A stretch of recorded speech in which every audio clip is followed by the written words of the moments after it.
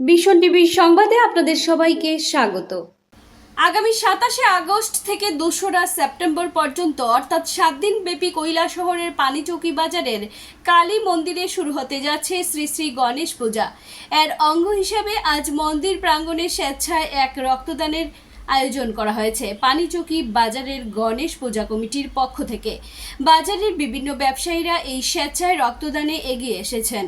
এই অনুষ্ঠানে উপস্থিত ছিলেন কৈলাসহর পৌর পরিষদের চেয়ারপারসন শ্রীমতী চপলা রানী দেবরায় সহ কমিটির বিশিষ্ট ব্যক্তিগণ। ব্যুরো রিপোর্ট ভীষণ টিভি।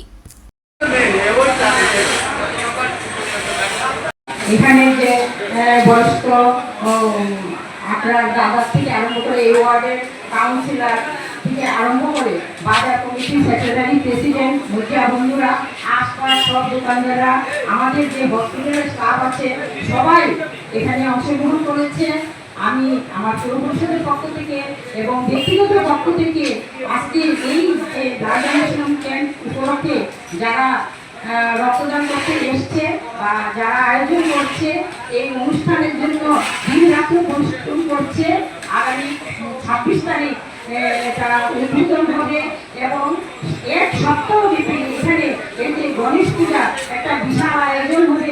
প্রত্যেক জায়গা থেকে মানুষ আসে, আমাদের কৈলাসহরের বাইরে থেকে এখানে অংশগ্রহণ করে। প্রতিদিনই প্রসাদ বিতরণ হয়। বিশাল আয়োজনের মধ্যে সবাই আনন্দ উপভোগ করে। আমি এই গণেশ পূজা কমিটিতে যারা আছে বা যারা এখানে পরিশ্রম করে সবাইকে আমি সাধুবাদ জানিয়ে আমার আন্তরিক শুভেচ্ছা ধন্যবাদ জানাচ্ছি।